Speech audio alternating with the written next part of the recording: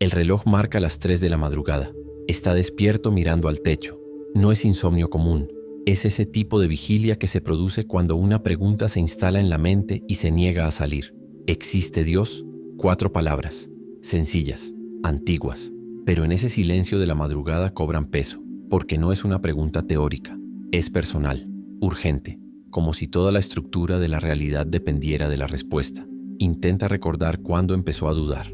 Quizás fue con la muerte de su abuelo, quizás al leer algún libro, quizás no fue en ningún momento concreto, solo una incomodidad creciente, una sensación de que las respuestas que había recibido toda su vida ya no encajaban.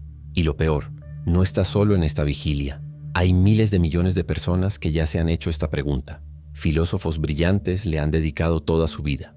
Científicos, teólogos, ateos convencidos, creyentes fervientes. Todos han mirado al mismo cielo nocturno y se han preguntado si hay alguien al otro lado. Y después de milenios de debate, de argumentos sofisticados, de pruebas acumuladas, la pregunta sigue sin tener una respuesta definitiva. Esto debería ser imposible. Vivimos en la era de la información. Hemos secuenciado el genoma humano. Hemos fotografiado agujeros negros. Hemos construido inteligencias artificiales que simulan la conciencia. Pero la pregunta más antigua de la humanidad, la que determina cómo viven, gobiernan, educan a sus hijos y afrontan la muerte miles de millones de personas, sigue sin resolverse. ¿Por qué?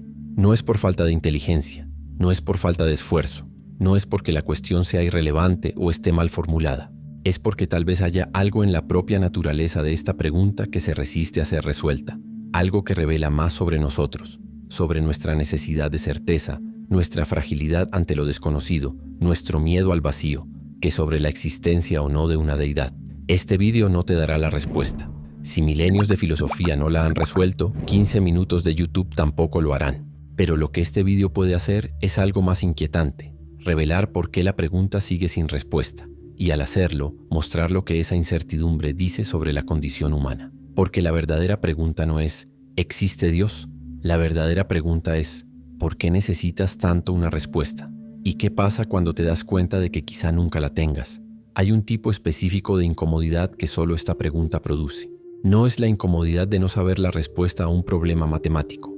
No es la frustración de no entender cómo funciona algo. Es existencial, porque la pregunta sobre Dios no es solo sobre información, es sobre significado, sobre si tu vida tiene un propósito más allá de la supervivencia biológica, sobre si existe la justicia cósmica o si los asesinos y los santos tienen el mismo destino, la descomposición y el olvido, sobre si el amor que sientes tiene un valor trascendente o es solo química cerebral que optimiza el comportamiento reproductivo. La pregunta sobre Dios organiza el mundo. Si Dios existe, ciertas cosas tienen sentido. El sufrimiento puede tener un propósito oculto. La moralidad tiene un fundamento objetivo. La conciencia no es un accidente. La muerte no es el fin absoluto. Si Dios no existe, otras cosas tienen sentido. El universo es indiferente. La moralidad es una construcción humana. La conciencia surgió de procesos ciegos. La muerte es la disolución completa.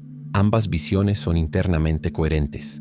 Ambas organizan los mismos hechos en narrativas diferentes, y es por eso que la pregunta no desaparece. Puede que hayas crecido en un entorno religioso y hayas abandonado la fe a los 20 años, pero la pregunta vuelve. En momentos de crisis, en noches de insomnio, cuando alguien muere, cuando nace un niño, cuando miras el cielo estrellado y sientes algo, no sabes qué, pero lo sientes. O puede que hayas crecido en un entorno secular y nunca hayas creído. Pero aún así, hay momentos en los que la posibilidad aparece. Un momento de belleza inexplicable, una coincidencia que parece demasiado significativa, una experiencia que tu mente racional no puede categorizar fácilmente. Y entonces te encuentras pensando, ¿y si? Ese «y si» es el silencio que incomoda, porque no es solo una duda epistemológica. No sé si esto es cierto. Es una urgencia existencial. Necesito saberlo porque mi vida depende de ello. Y aquí está la paradoja. La ciencia moderna nos ha dado respuestas para casi todo. ¿Cómo surgió la vida? ¿Por qué tenemos emociones? ¿Qué sucede en el cerebro cuando tomamos decisiones? Pero cuanto más explicamos, más irreductible se vuelve la pregunta sobre Dios. Porque Dios no es una hipótesis científica. No se puede demostrar la existencia de Dios empíricamente de la misma manera que se demuestra la existencia de los electrones. Dios, por definición, sería algo más allá de lo físico. Y los métodos para estudiar lo físico no alcanzan lo metafísico, pero tampoco se puede refutar la existencia de Dios empíricamente. No se puede hacer un experimento que demuestre que no existe nada más allá de la materia. Toda observación científica presupone métodos naturalistas, y los métodos naturalistas, por diseño, no detectan lo sobrenatural. Así que nos quedamos en este extraño espacio. Ni prueba, ni refutación, solo argumentos, interpretaciones, intuiciones contradictorias.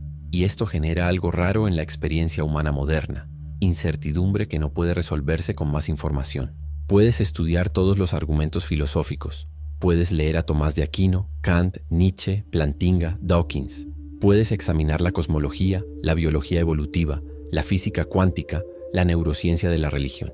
Y al final encontrarás personas igualmente inteligentes, igualmente informadas, llegando a conclusiones opuestas. Esto no debería suceder. Si la cuestión fuera puramente factual, como la Tierra es redonda, más información la resolvería.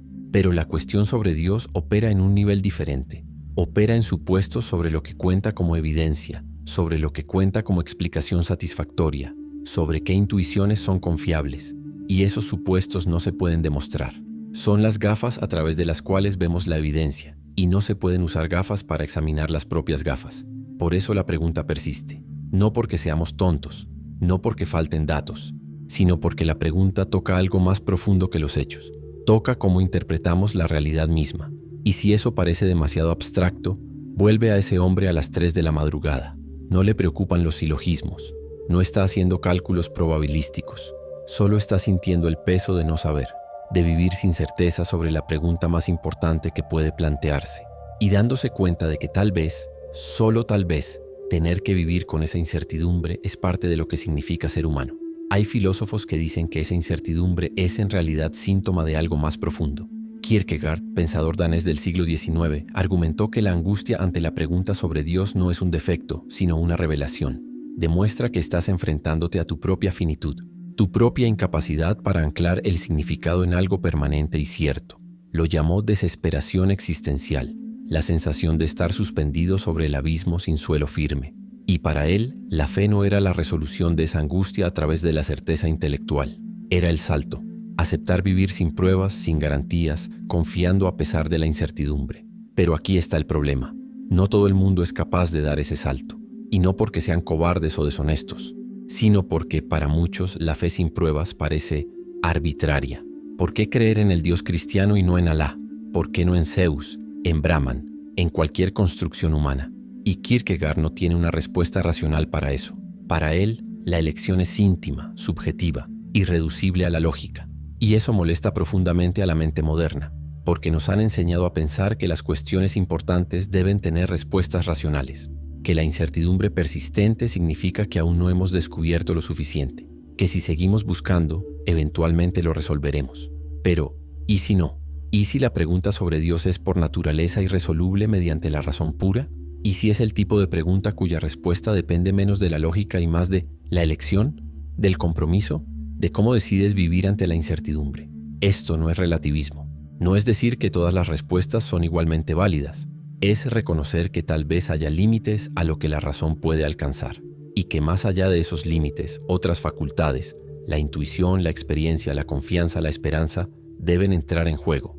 Pero antes de aceptar esto, vale la pena intentar comprender por qué la respuesta racional es tan difícil, por qué los argumentos que parecen lógicos para algunos suenan vacíos para otros. Empecemos por donde siempre empieza la razón cuando busca lo absoluto. Hay un argumento sobre Dios que a primera vista parece irrefutable. Empieza con una observación tan obvia que casi parece trivial. Las cosas existen, tú existes, el universo existe, no es una alucinación, no es una ilusión, hay algo, no nada. Y aquí está la pregunta que destruye cualquier intento de dormir tranquilo. ¿Por qué? ¿Por qué existe algo en lugar de nada? Esta pregunta es diferente de cómo funcionan las cosas o de dónde venimos. A esta se responde con ciencia, Big Bang, evolución, procesos físicos. Pero la pregunta ¿por qué existe algo? Es anterior, más fundamental. Porque incluso si explicas el Big Bang, alguien puede preguntar ¿y por qué se dieron las condiciones para que ocurriera el Big Bang? ¿Por qué las leyes de la física? ¿Por qué la energía?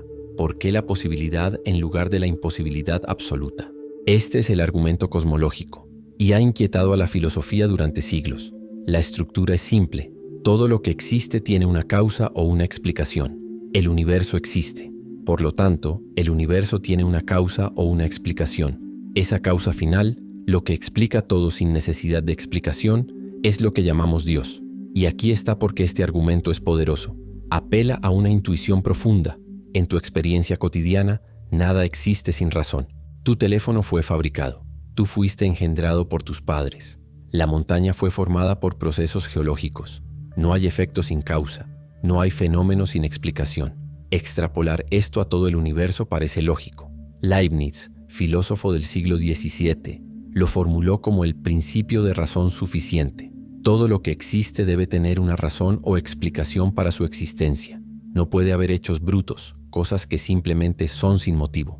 Y si aceptas este principio, parece imposible escapar de Dios, porque puedes retroceder en las causas. El universo causado por el Big Bang causado por la fluctuación cuántica, la fluctuación causada por el campo cuántico. Pero en algún momento tienes que parar. Tienes que llegar a algo que no tiene una causa externa. Y ese algo, dicen los teístas, es Dios. Pero hay un problema enorme. Un problema que los filósofos ateos señalan inmediatamente. Si todo necesita una causa, ¿quién causó a Dios? Los teístas responden, Dios es diferente. Dios es eterno, necesario, autoexistente. Dios no comenzó a existir, por lo que no necesita una causa.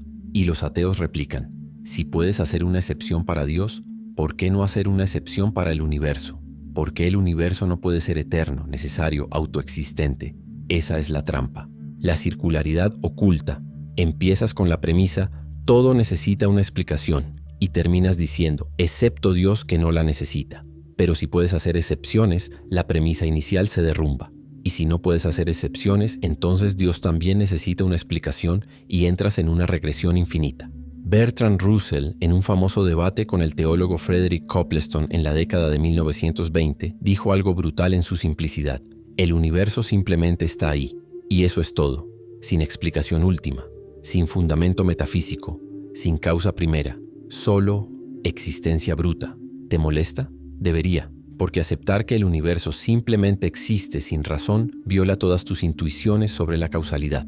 Parece arbitrario, insatisfactorio, como dejar de preguntar ¿por qué?, cuando deberías seguir preguntando.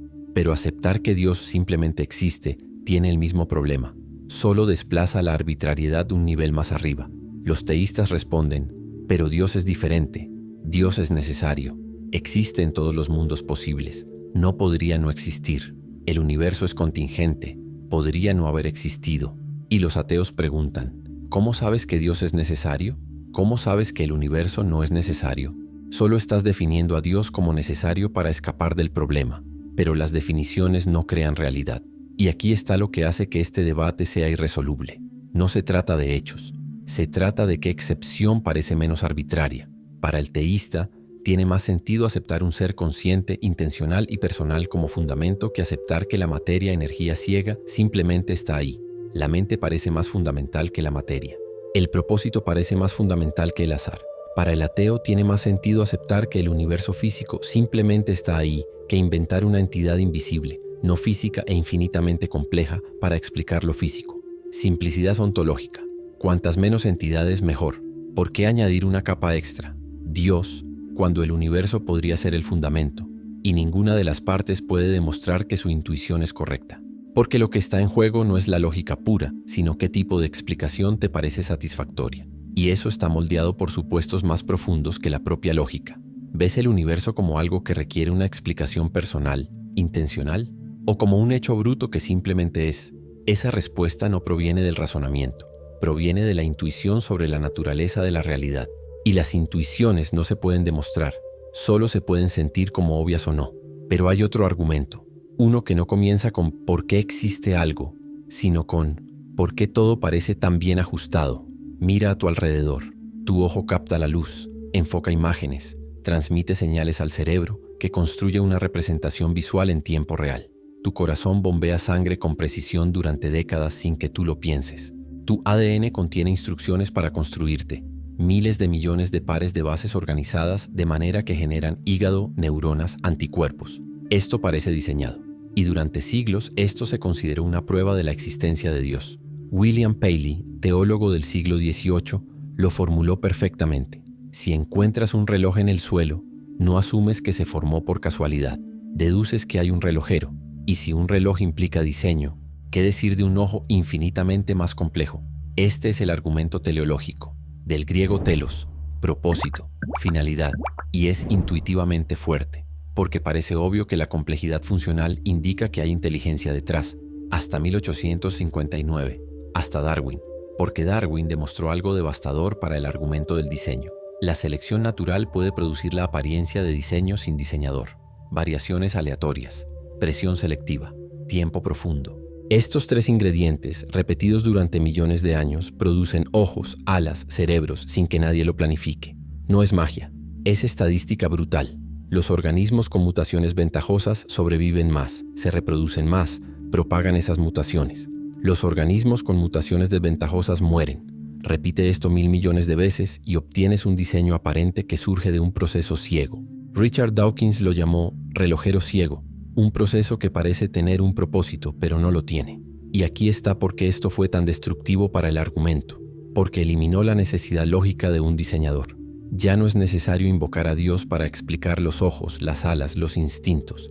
La evolución es suficiente, pero lo es realmente, porque hay algo que Darwin no explica. Darwin explica el diseño biológico, pero no explica el ajuste fino cosmológico.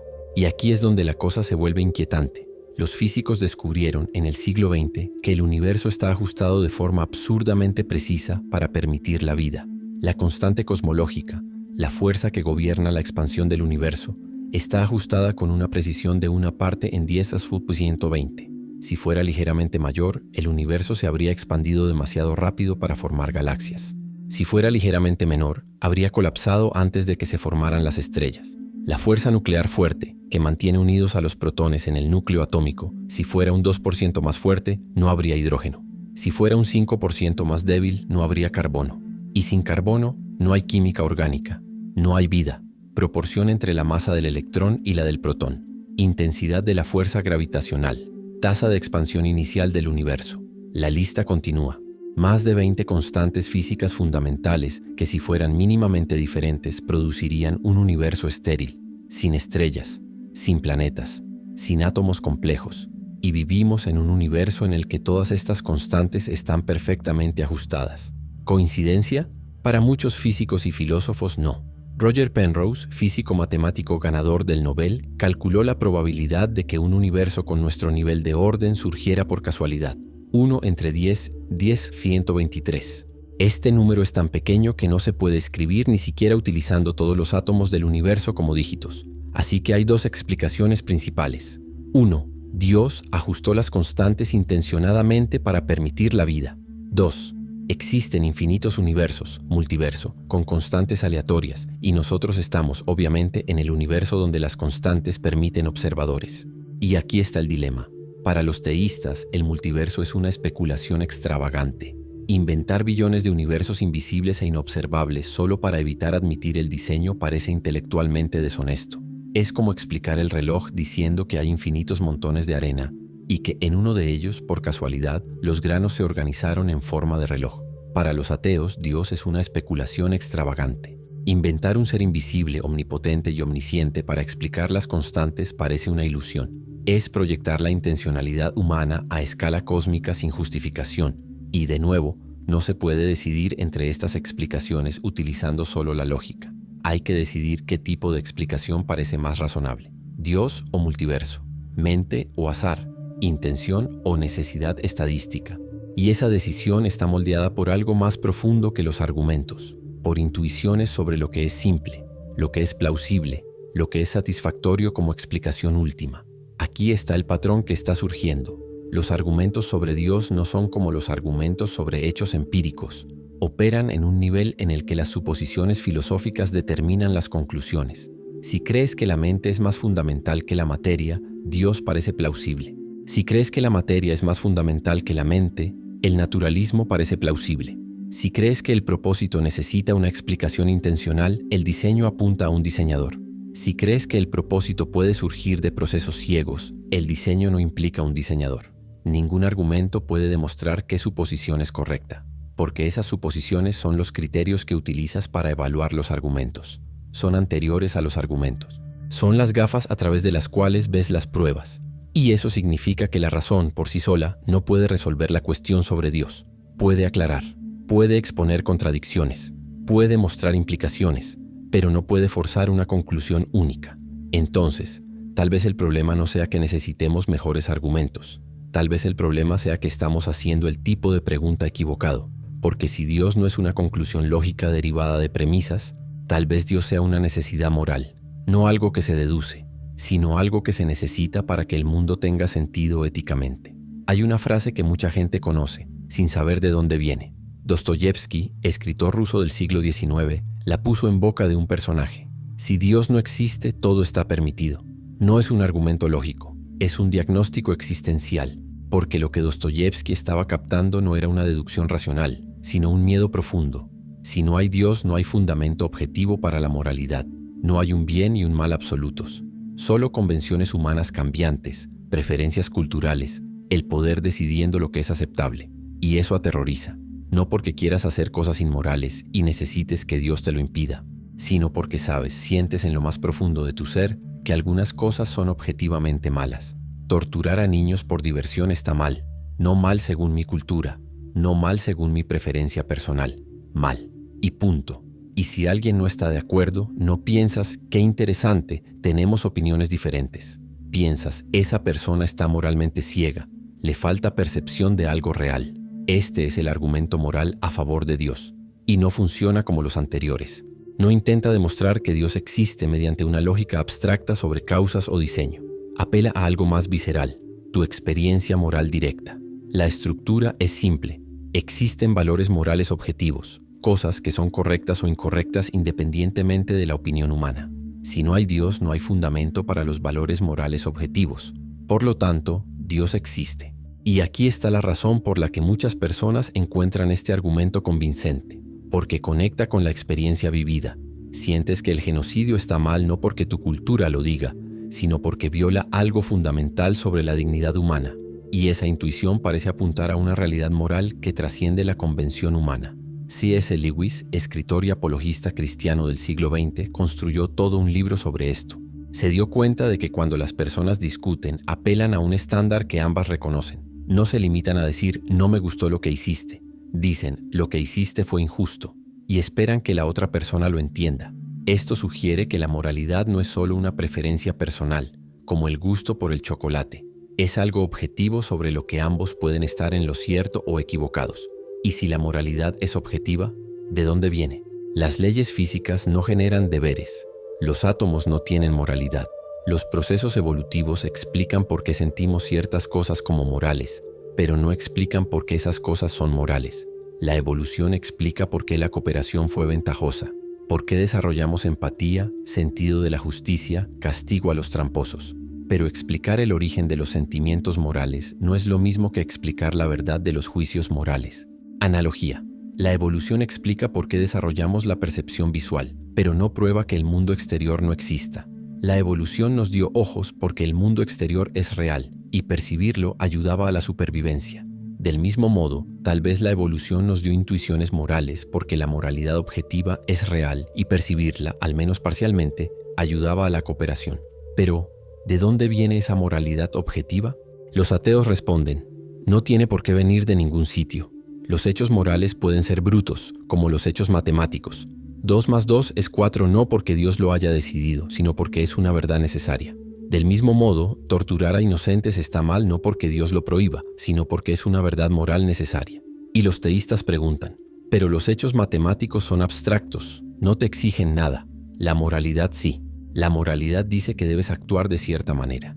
Y los deberes parecen exigir autoridad, alguien con derecho a mandar. Los hechos abstractos no mandan, las personas mandan.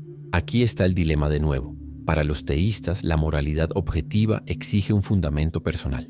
Exige un legislador moral, Dios, cuya naturaleza perfectamente buena define lo que es bueno y cuyos mandamientos crean obligaciones. Para los ateos, la moralidad objetiva puede existir como un hecho bruto sobre las propiedades de los seres conscientes. Los seres racionales tienen dignidad inherente, derechos, valor. No porque Dios se los haya dado, sino porque estas propiedades se derivan de la racionalidad, la conciencia y la capacidad de sufrir. Y de nuevo no hay forma de demostrar cuál de las dos visiones es la correcta utilizando argumentos puros. Porque lo que está en juego es, ¿qué aceptas como fundamento adecuado para la moralidad? Si crees que la moralidad necesita un legislador personal, Dios parece necesario. Si crees que la moralidad puede ser una verdad impersonal, Dios parece innecesario. Pero hay algo más profundo aquí, algo que Dostoyevsky entendió mejor que muchos filósofos, porque el argumento moral no se trata realmente de lógica, se trata de angustia, se trata del miedo a que si Dios no existe, no haya nada que mantenga unida a la sociedad excepto el poder, que la moralidad es solo una palabra sofisticada para lo que impone el más fuerte, que los nazis no estaban equivocados, solo perdieron la guerra. Y tú no quieres vivir en un mundo así, quieres que exista algo más allá de las convenciones humanas, algo que haga que ciertas acciones sean verdaderamente condenables, no solo impopulares, algo que valide tu indignación moral cuando ves injusticias. Y Dios ofrece eso, Dios ofrece un ancla, ofrece la garantía de que el universo no es moralmente neutro, que hay justicia cósmica, que el bien tiene un fundamento real. Pero aquí está el problema. Necesitar que algo sea verdad no lo convierte en verdad. Puede que desees desesperadamente que Dios exista para fundamentar la moralidad. Puede que sientas que sin Dios todo se derrumba.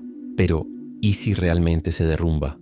¿Y si la moralidad es una construcción humana, útil, importante, pero sin fundamento en nada trascendente? Esta posibilidad es tan perturbadora que muchos ni siquiera pueden considerarla seriamente. Es más fácil asumir que, como la moralidad parece objetiva, debe ser objetiva. Y como parece necesitar un fundamento trascendente, ese fundamento debe existir. Pero tal vez la objetividad sea una ilusión, tal vez sea un consenso tan profundo que parece una verdad metafísica. Todas las culturas prohíben el asesinato de miembros del grupo porque los grupos que lo permitieran no sobrevivirían. Todas valoran el coraje, la honestidad básica, el cuidado de los niños, porque las sociedades sin estos valores colapsan.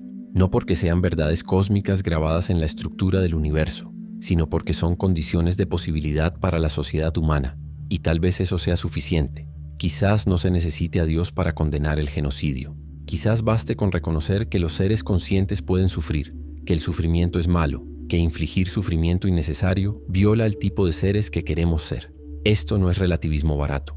Es reconocer que la moralidad está arraigada en hechos sobre la conciencia, el sufrimiento, el florecimiento humano, no en un mandato divino. Pero los teístas tienen un poderoso contraargumento. Está bien, puedes tener moralidad sin Dios. Pero ¿puedes tener moralidad objetiva sin Dios? Porque sin Dios, la moralidad basada en el bienestar humano está, basada en los humanos. Y los humanos son contingentes. Podríamos no haber existido. Otros seres conscientes podrían tener una psicología radicalmente diferente. Entonces, los valores morales cambian dependiendo de qué seres conscientes existen. No son absolutos, son relativos a formas de vida específicas. Y eso significa que los nazis, de hecho, no estaban objetivamente equivocados. Estaban equivocados según nuestros valores. Pero si hubieran ganado y establecido valores diferentes, no habría un estándar independiente para juzgarlos. Y eso parece moralmente intolerable. Aquí está la incómoda verdad. El argumento moral no resuelve la cuestión sobre Dios, solo revela lo que está en juego. Revela que creer o no creer en Dios está profundamente entrelazado con cómo entiendes la moralidad, la justicia, el significado. Revela que no solo estás preguntando ¿existe Dios? En abstracto. Estás preguntando ¿puedo vivir en un mundo sin un fundamento moral trascendente? Y la respuesta a esta segunda pregunta no proviene de la filosofía, proviene de cómo lidias con la posibilidad de que el universo sea, fundamentalmente, indiferente al bien y al mal. Que la moralidad es una construcción frágil, preciosa, pero humana, no una ley cósmica. Algunos encuentran esta idea liberadora. Significa que los humanos son responsables de crear y mantener los valores, que no hay una autoridad externa que dicte el bien. A otros les parece aterrador. Significa que no hay red de seguridad, que si los humanos deciden abandonar los valores, nada les detendrá. Y aquí es donde el argumento moral realmente muerde, no en la lógica, sino en la implicación existencial. Porque si Dios no existe, entonces ese hombre a las 3 de la mañana tiene que enfrentarse no solo a la incertidumbre sobre la divinidad, sino a la incertidumbre sobre si algo tiene un significado objetivo.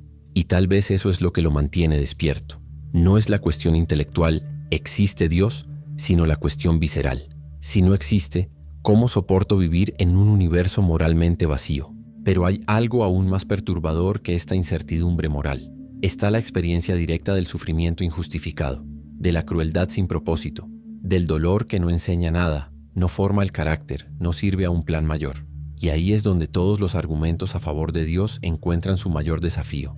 Porque si Dios existe, ¿por qué el mundo es así? Hay un tipo de sufrimiento que rompe cualquier intento de explicación. No es el sufrimiento que tú entiendes. No es el dolor que proviene de malas decisiones, que enseña una lección, que construye resiliencia. Es el sufrimiento que no tiene ningún sentido. Un niño de 4 años diagnosticado con cáncer óseo, dolor insoportable, tratamientos tortuosos, padres rezando desesperadamente. Y al final, tras meses de agonía, el niño muere de todos modos, sin crecimiento espiritual, sin propósito visible, solo sufrimiento, terror y muerte. Y si Dios existe, omnipotente, omnisciente, perfectamente bueno, ¿por qué? ¿Por qué permitirlo? Este es el problema del mal. Y no es un argumento académico abstracto, es un grito existencial. Es Iván Karamazov, personaje de Dostoyevsky, diciendo que aunque exista la armonía cósmica, aunque el sufrimiento de niños inocentes sea necesario para un bien mayor, él devuelve el billete, se niega a participar en un universo construido sobre las lágrimas de los niños. Porque hay algo profundamente erróneo en permitir un sufrimiento atroz como medio para un fin mayor. Y si Dios lo permite, si Dios podría impedirlo pero elige no hacerlo, entonces Dios no es bueno. No en el sentido en que entendemos la bondad. La estructura lógica es simple. Si Dios es omnipotente, puede impedir todo sufrimiento. Si Dios es omnisciente, sabe de todo sufrimiento. Si Dios es perfectamente bueno, quiere impedir todo sufrimiento. El sufrimiento existe. Por lo tanto, Dios no existe, o al menos no tiene todos esos atributos simultáneamente. Y los teístas han pasado siglos tratando de resolver esto. Han desarrollado teodiceas, justificaciones de por qué Dios permite el mal. La más común: el libre albedrío. Dios creó a los humanos libres. La libertad genuina exige la posibilidad de elegir el mal. Gran parte del sufrimiento en el mundo proviene de malas decisiones humanas. Guerras, asesinatos, crueldad. Dios lo permite porque valora la libertad más que prevenir las consecuencias. Y eso parece explicar el sufrimiento moral, el causado por los humanos. Pero no explica el sufrimiento natural. Terremotos que matan a miles. Enfermedades genéticas que condenan a los bebés. Parásitos que devoran a sus huéspedes vivos desde dentro. Nada de esto proviene del libre albedrío humano. Entonces los teístas ofrecen otra teodicea, la construcción del alma. Dios creó un mundo con sufrimiento porque el sufrimiento desarrolla virtudes. No se aprende el valor sin peligro. No se aprende la compasión sin ver el sufrimiento. No se desarrolla el carácter sin adversidad. Y tal vez Dios valore más las almas desarrolladas que la felicidad constante. Pero aquí está el problema. ¿Cuánto sufrimiento es necesario? ¿Se necesita un holocausto para desarrollar la virtud? ¿Se necesita que los niños mueran de cáncer? ¿Se necesitan parásitos que ciegan lentamente a los niños africanos? La cantidad e intensidad del sufrimiento en el mundo parece exceder ampliamente lo necesario para cualquier construcción del alma. Y hay algo peor. Mucho sufrimiento destruye las almas en lugar de construirlas. Personas destrozadas por el trauma.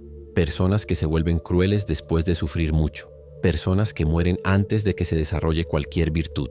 Si el objetivo es la construcción del alma, el sistema está fallando miserablemente. Entonces los teístas intentan otra salida. El escepticismo teísta. Básicamente, no puedes entender los caminos de Dios. Dios es infinitamente sabio. Quizás todo este sufrimiento sirva a propósitos que no puedes comprender. Quizás prevenga sufrimientos mayores. Quizás genere bienes mayores. Simplemente no tienes perspectiva para juzgar. Y eso es conveniente, porque hace que la posición teísta sea infalsificable. Cualquier sufrimiento, por horrible que sea, puede explicarse como misterio de Dios. Cualquier objeción puede descartarse como falta de comprensión humana. Pero aquí está el coste. Si no puedes usar el sufrimiento como evidencia contra Dios porque son misterios divinos, entonces tampoco puedes usar el orden, la belleza o la bondad como evidencia a favor de Dios. Porque tal vez Dios tenga razones misteriosas para crear un universo que parece ordenado pero no lo es. O razones para permitir que pienses que hay moralidad objetiva cuando no la hay. El misterio funciona en ambos sentidos. Y si abrazas el misterio por completo, entonces la bondad de Dios se convierte en una palabra vacía, compatible con cualquier observación, incluyendo la tortura de inocentes. Y eso no es una defensa de Dios, es una evacuación de significado. Pero hay otro aspecto del problema que es aún más personal, aún más doloroso: el silencio de Dios. Porque si Dios existe y ama a la humanidad, ¿por qué se esconde? Esa mujer arrodillada rezando durante 30 años, pidiendo solo una señal, una confirmación, cualquier cosa que demuestre que alguien está escuchando, y recibiendo nada, silencio. Si Dios quiere tener una relación con los humanos, ¿por qué hace que su existencia sea tan ambigua? ¿Por qué deja que miles de millones busquen sin encontrar? Los teístas responden: Dios se ha revelado, en la naturaleza, en la conciencia, en la Biblia, en Jesús. El problema no es que Dios se esconda, es que los humanos se niegan a verlo. Pero eso no cuela, porque hay personas sinceras, honestas, que buscan desesperadamente a Dios y no encuentran nada convincente. No porque sean arrogantes, no porque amen el pecado, sino porque las pruebas parecen insuficientes. Y si Dios es amor, si Dios quiere que las personas lo conozcan, ¿por qué hacerlo tan difícil? ¿Por qué no aparecer públicamente? ¿Por qué no curar a los amputados? ¿Por qué no responder a las oraciones de forma verificable? Los teístas dicen: Dios quiere fe, no compulsión. Si Dios apareciera de forma obvia, te verías obligado a creer. No sería una elección libre. Pero eso es absurdo. Los padres revelan la existencia a sus hijos sin destruir su libertad. Saber que alguien existe no es lo mismo que estar obligado a amarlo. Los discípulos conocían a Jesús, vieron milagros, y aún así Judas lo traicionó, Tomás dudó, Pedro lo negó. La evidencia no destruye la libertad. Entonces, ¿por qué Dios no ofrece evidencia clara hoy en día? Y aquí es donde el problema del mal se encuentra con el problema de la ocultación divina. Si Dios permite un sufrimiento horrible y permanece oculto, ¿qué dice eso de Dios? O Dios no puede impedirlo, no es omnipotente. O Dios no lo sabe, no es omnisciente. O Dios no se preocupa, no es bueno. O Dios no existe. Y todas estas opciones son devastadoras para el teísmo tradicional. Muchos han perdido la fe precisamente aquí. Charles Darwin abandonó el cristianismo no por la evolución, sino porque su hija de 10 años murió de una dolorosa enfermedad. No podía creer en un Dios benevolente que crearía un mundo con tanto sufrimiento innecesario. Madre Teresa, después de su muerte, reveló que pasó décadas sintiendo una ausencia total de Dios, orando en el vacío, sirviendo mientras dudaba de que alguien la escuchara. Y millones de personas anónimas pasan por la misma experiencia. Sufren tragedias sin sentido, buscan consuelo divino, encuentran silencio y se dan cuenta de que tal vez, no hay nadie ahí, que tal vez la razón por la que Dios no impide el sufrimiento no sea un plan misterioso, sino ausencia. Esto es lo que hace que el problema del mal sea tan devastador. No es solo un argumento lógico, es una experiencia vivida que contradice a un Dios bueno. Puedes elaborar sofisticadas teodiceas, puedes invocar el libre albedrío, la construcción del alma, los misterios divinos. Pero cuando estás sosteniendo a un niño moribundo, cuando estás enterrando a tu joven cónyuge, cuando estás viviendo un trauma que te ha destrozado, esas explicaciones suenan vacías. Suenan como filosofía académica divorciada de la brutal realidad del sufrimiento. Y te das cuenta de que si Dios existe, o bien no es tan poderoso como dicen, o bien no es tan bueno como dicen, o bien opera de formas tan incomprensibles que adorarlo parece absurdo. Pero, ¿y si aún así quieres creer? ¿Y si abandonar a Dios parece perder el último vestigio de significado? Entonces te enfrentas a una elección imposible: aceptar la fe a pesar de las pruebas en contra, o abandonar la fe y enfrentarte a un universo sin propósito, sin justicia, sin consuelo trascendente. Y ninguna opción es fácil, ninguna opción resuelve el dolor, porque la verdadera cuestión no es intelectual, es existencial. ¿Cómo vives después de que el sufrimiento ha destrozado tus certezas? ¿Y si la pregunta nunca fue para ser respondida con certeza? ¿Y si la propia naturaleza de la pregunta sobre Dios es que resiste la resolución racional? Esto no es evasión, no es una excusa para el pensamiento perezoso. Es reconocer algo profundo sobre los límites de la razón, porque hasta ahora has visto argumentos sofisticados de ambos lados, cosmológicos, teleológicos, morales, el problema del mal, cada uno con sus puntos fuertes, cada uno con sus puntos débiles.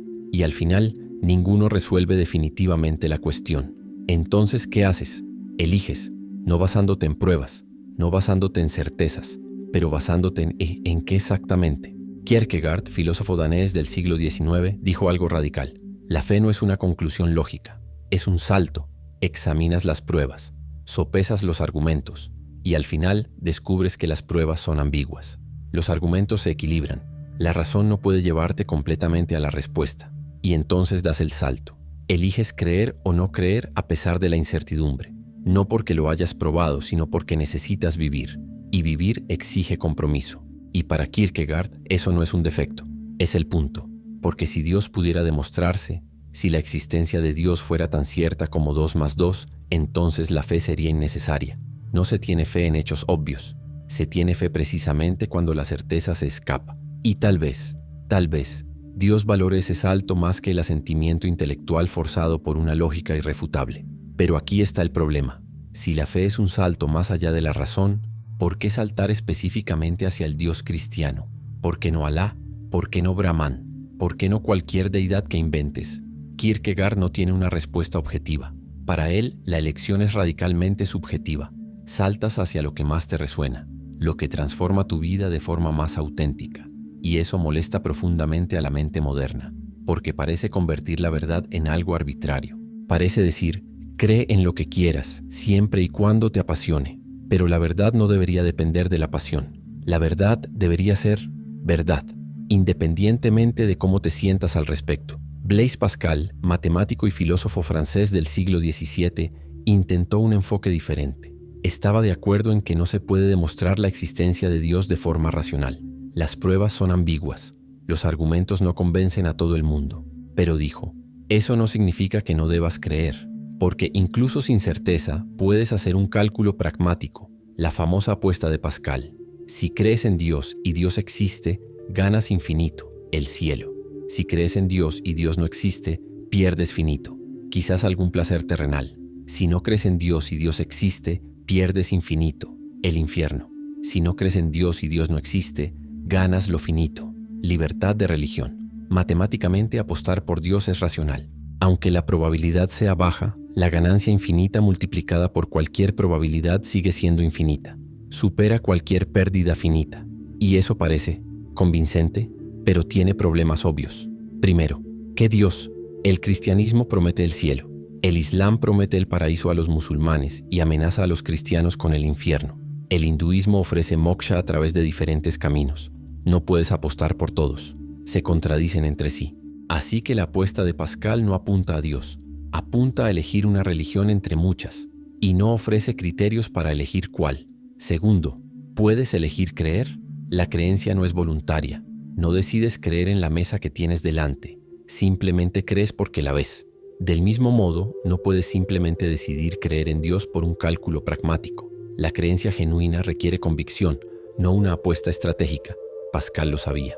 Dijo, empieza actuando como si creyeras. Ve a la iglesia, reza, lee las escrituras. Con el tiempo la práctica cultiva la creencia genuina, pero eso suena como un autoengaño deliberado, condicionamiento intencional para creer en algo de lo que no estás convencido de que sea cierto. Y hay algo profundamente problemático en eso. Tercero, Dios recompensaría eso. Si Dios existe y es bueno, Dios valora la honestidad, la sinceridad, la búsqueda genuina de la verdad. ¿Estaría impresionado ese Dios por alguien que cree solo porque lo sugiere una apuesta pragmática? ¿Por alguien que hace un cálculo de coste-beneficio sobre la eternidad? Parece que no.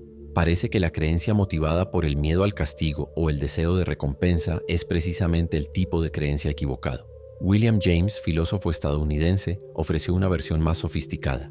Dijo, cuando te enfrentas a una opción genuina, una elección que es viva, ambas posibilidades parecen reales, trascendental, importa profundamente, y forzada, tienes que elegir un bando.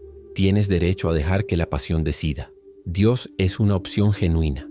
Ambas posibilidades parecen vivas. Algunos creen, otros no. Ambos son personas inteligentes. Es trascendental. Afecta a cómo vives, mueres y entiendes el significado. Es forzada. No elegir es elegir no creer en la práctica.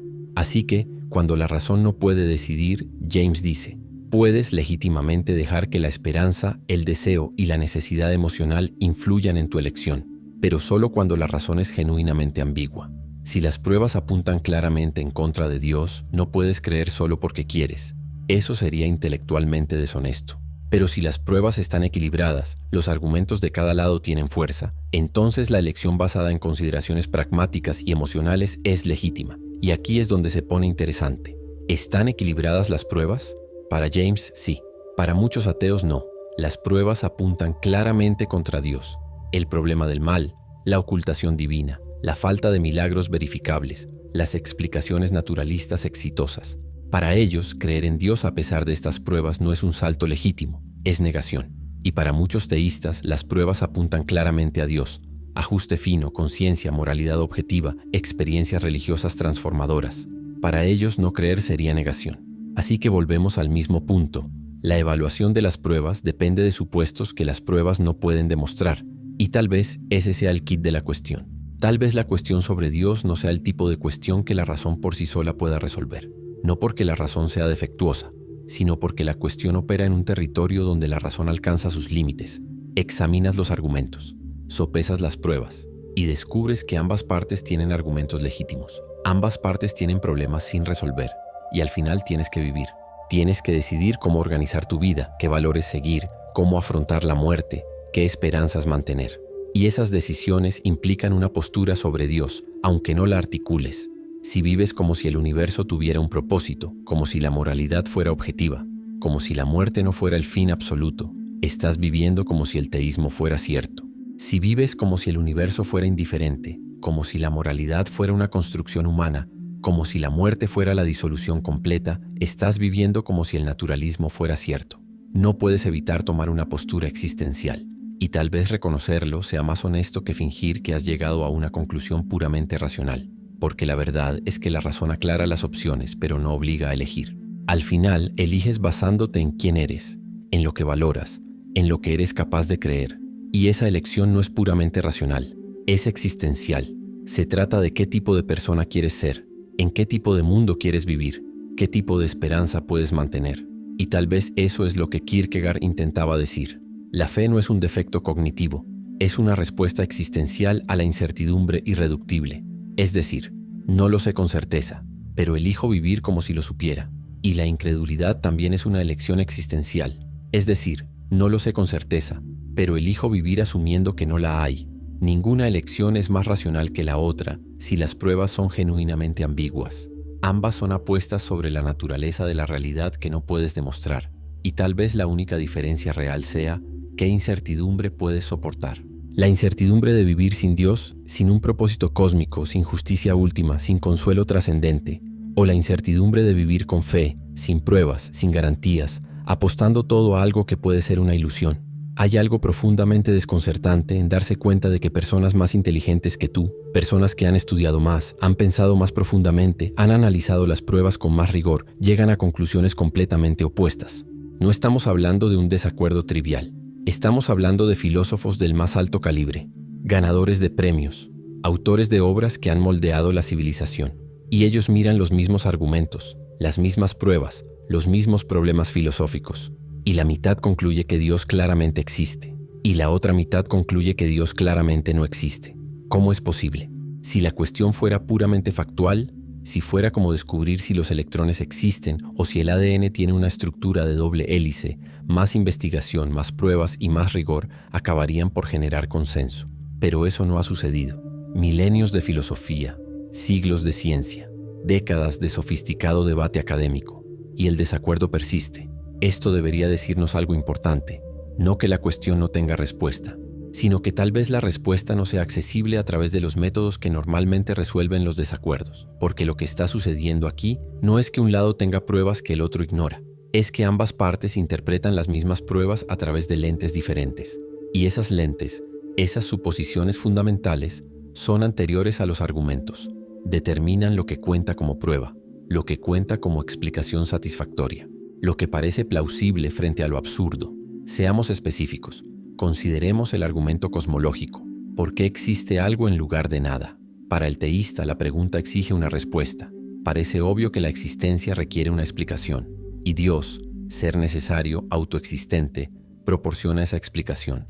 Para el ateo, la pregunta está mal formulada. El universo simplemente existe, no es un problema que necesite solución.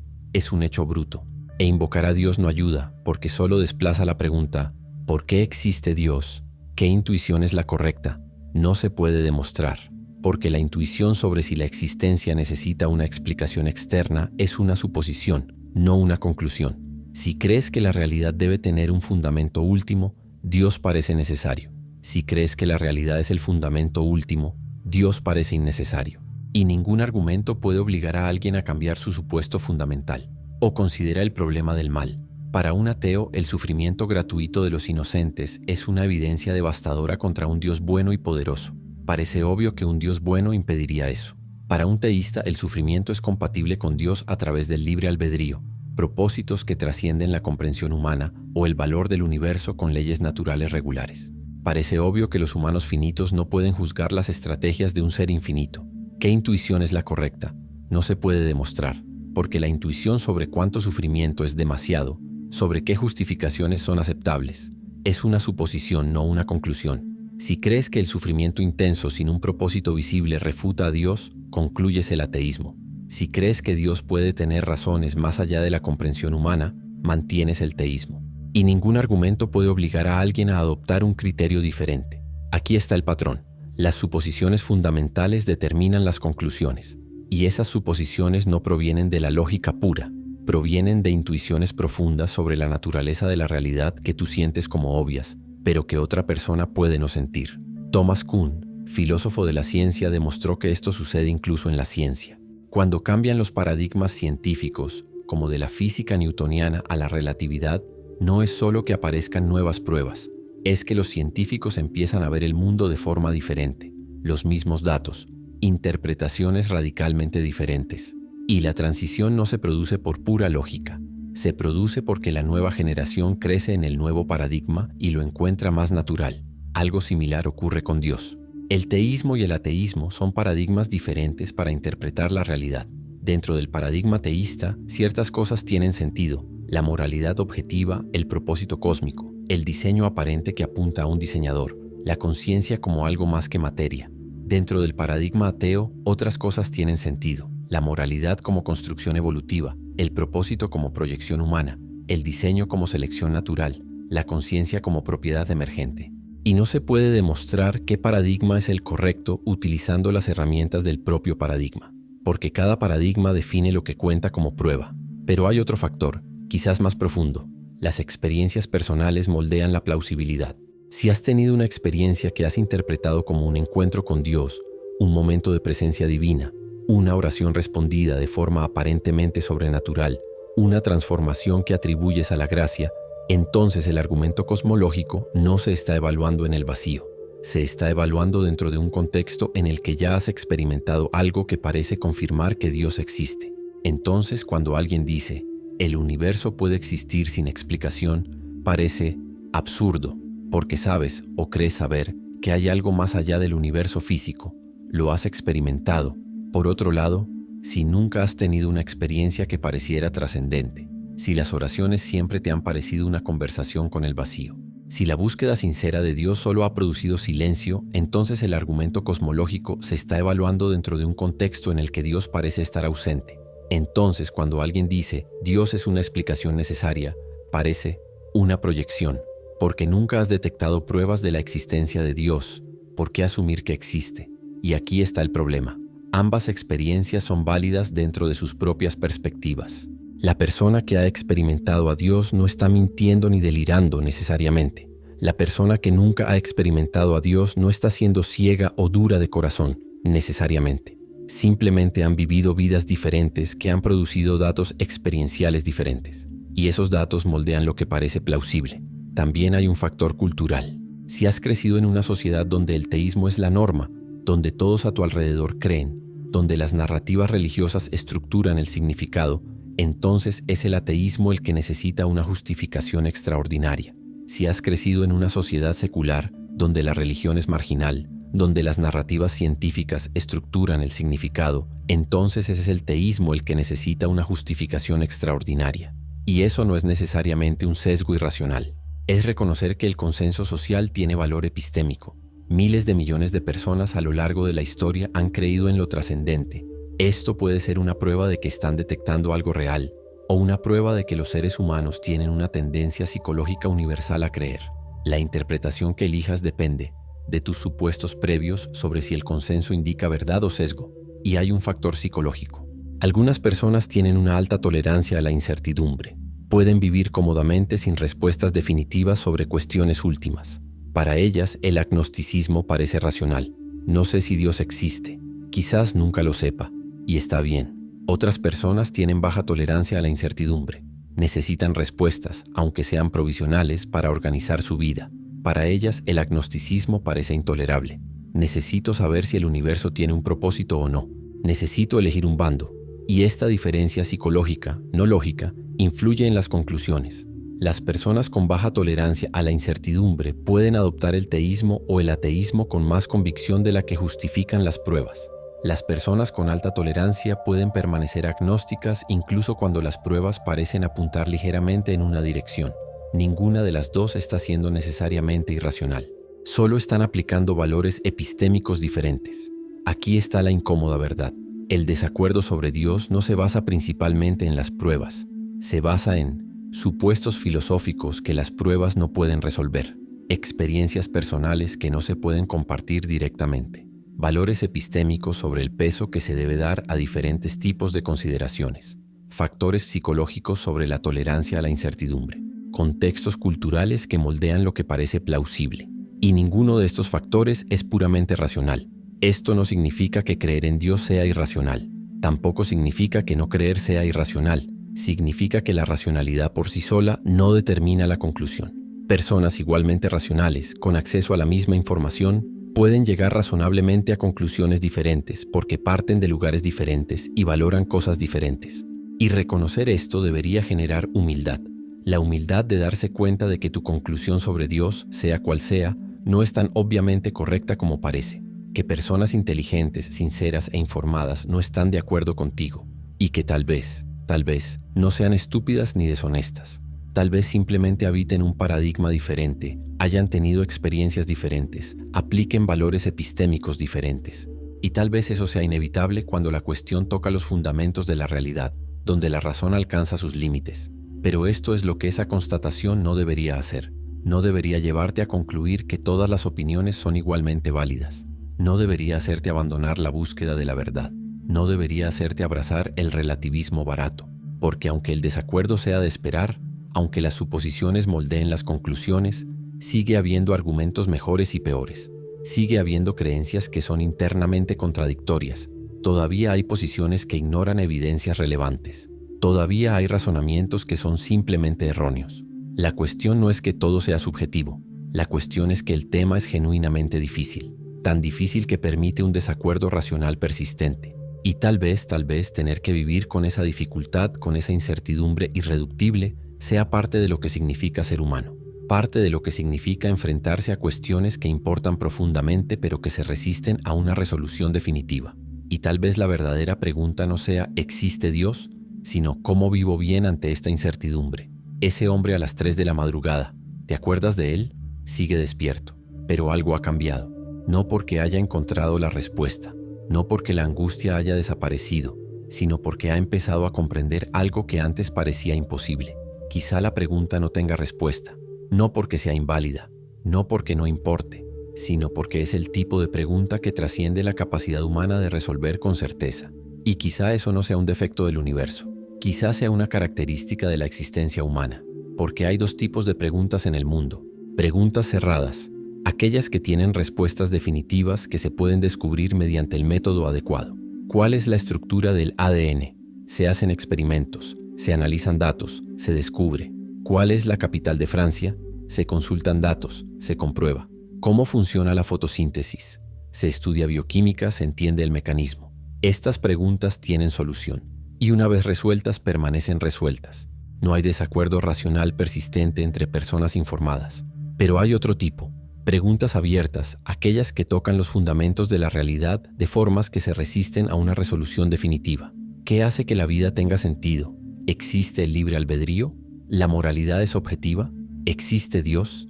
Y estas preguntas importan más que cualquier pregunta cerrada, porque determinan cómo vives, qué valores sigues, cómo afrontas el sufrimiento y la muerte. Pero no tienen respuestas que puedas descubrir simplemente a través del método. Tienes que elegir una respuesta a través de un compromiso existencial que va más allá de lo que la razón puede forzar. Albert Camus, filósofo francés del siglo XX, lo entendió profundamente. Escribió sobre el absurdo, la contradicción entre la necesidad humana de significado y la indiferencia silenciosa del universo. Queremos que la existencia tenga un propósito, que la justicia sea real, que el esfuerzo importe cósmicamente, pero el universo, al menos el universo que revela la ciencia, no ofrece garantías, no promete que el bien triunfe, no promete que el sufrimiento tenga sentido, no promete que usted importe en el esquema cósmico. Y para Camus, afrontar esta realidad con honestidad, sin refugiarse en ilusiones reconfortantes, es una condición humana fundamental. Contó la historia de Sísifo, un hombre condenado a empujar una roca hasta la cima de una montaña, solo para verla rodar de vuelta, eternamente. Trabajo sin sentido, esfuerzo sin recompensa, repetición sin propósito. Y Camus dice, debemos imaginar a Sísifo feliz, no porque haya un propósito oculto, no porque eventualmente será recompensado, sino porque elige encontrar significado en el esfuerzo mismo. Se rebela contra el absurdo viviendo plenamente a pesar de él. Y tal vez eso sea aplicable aquí. Tal vez la cuestión sobre Dios sea absurda en el sentido técnico. Nunca estará seguro. Las evidencias seguirán siendo ambiguas. Los argumentos seguirán siendo equilibrados. Y puedes hacer dos cosas al respecto. Primera opción, huir. Fingir que estás seguro cuando no lo estás. Adoptar una creencia dogmática, teísta o atea, y negarte a enfrentarte honestamente a la duda. Construir muros defensivos alrededor de tu posición y atacar a cualquiera que la cuestione. Esa es la tentación, porque vivir con incertidumbre es incómodo.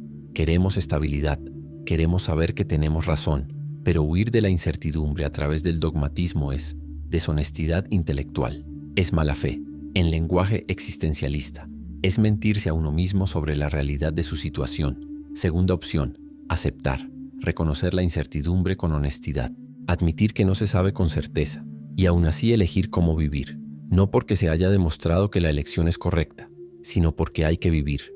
Y vivir exige compromisos. Se elige creer en Dios no con arrogante certeza, sino con la fe consciente de que es una apuesta.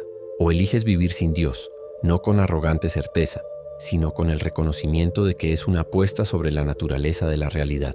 Y ambas opciones son legítimas si se toman con honestidad y humildad. Kierkegaard tenía razón en algo. La fe genuina no es comodidad, no es certeza, es riesgo. Es un salto a lo desconocido, sabiendo que puedes estar equivocado. Pero es un salto que das porque la alternativa, la parálisis perpetua en la indecisión, es una forma de no vivir. Y de manera similar, el ateísmo genuino no es arrogancia, no es certeza, también es un riesgo. Es un compromiso de vivir como si el universo no tuviera un propósito trascendente, sabiendo que puedes estar equivocado. Pero es un compromiso que asumes porque la alternativa, fingir una certeza que no sientes, es deshonestidad. Así que aquí es donde llegamos. Después de examinar todos los argumentos, después de confrontar el problema del mal, la ambigüedad de las pruebas, los límites de la razón, después de reconocer que las mentes brillantes divergen y que las suposiciones moldean las conclusiones, la pregunta permanece, ¿existe Dios? Y la respuesta honesta, la única respuesta intelectualmente honesta, es no lo sé con certeza, nadie lo sabe. Puedes tener una fuerte convicción a favor de una u otra postura, puedes tener razones para tu convicción, pero certeza absoluta, prueba definitiva, eso no existe. Y tener que vivir con esa incertidumbre es difícil, es incómodo, es desestabilizador, es fuente de angustia, pero tal vez también sea liberador, porque si no necesitas estar seguro puedes dejar de fingir, puedes dejar de construir muros defensivos, puedes dejar de atacar a quienes no están de acuerdo contigo como si fueran enemigos.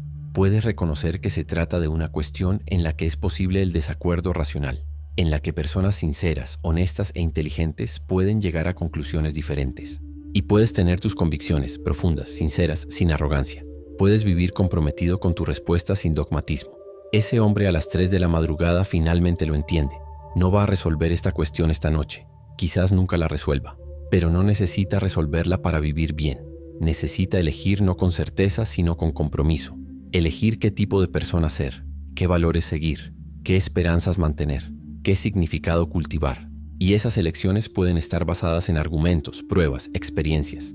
Pero al final son sus elecciones, no forzadas por una lógica irrefutable, no garantizadas por una certeza absoluta, solo elegidas, con honestidad, con humildad, con el valor de vivir a pesar de la incertidumbre. Y tal vez eso es lo que significa ser humano. No tener todas las respuestas, no saber con certeza las cuestiones más importantes, pero vivir de todos modos, vivir plenamente, vivir con autenticidad, vivir con compromiso, no a pesar de la incertidumbre, sino a través de ella, porque al final No es la certeza lo que hace que la vida valga la pena. Es el significado que eliges crear. Es el amor que eliges dar. Es la esperanza que eliges mantener. Incluso y especialmente cuando no sabes si el universo te corresponde. Entonces la pregunta no es ¿existe Dios? La pregunta es ¿cómo vives ante esta incertidumbre irreductible? ¿Vives con fe? ¿Con la esperanza de que hay algo más allá? ¿Vives con aceptación? ¿Con el valor de enfrentar un posible vacío? ¿Vives con duda? ¿Con honestidad sobre no saber? Todas estas son formas legítimas de ser humano. Todas estas son formas de vivir auténticamente. Y tal vez la cuestión nunca fue resolver el misterio, sino sobre cómo habitas el misterio, con honestidad, con humildad, con respeto por quienes lo habitan de manera diferente, y con el reconocimiento de que esta incertidumbre compartida, esta búsqueda sin resolución definitiva, es parte de lo que nos hace humanos, parte de lo que hace que la existencia sea extrañamente hermosa, a pesar de todo, o quizás precisamente por todo. ¿Y tú?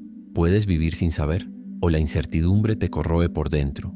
¿Puedes mantener tu compromiso, ya sea fe o incredulidad, sin arrogancia? ¿Puedes respetar a quienes han elegido algo diferente, reconociendo que tal vez no sean estúpidos o deshonestos, sino simplemente humanos que habitan el mismo misterio por un camino diferente? No es una pregunta retórica, es una invitación a la honestidad. Deja tus comentarios. ¿Cómo lidias con la incertidumbre sobre las cuestiones últimas? ¿Tienes fe? ¿Has abandonado la fe? ¿Vives en la duda? Y lo más importante, ¿puedes hacerlo sin despreciar a quienes están en un lugar diferente? Porque tal vez, solo tal vez, aprender a convivir en la incertidumbre sea más importante que resolver la cuestión. Quizás eso es lo que necesitamos ahora. No certeza, sino humildad compartida ante el misterio.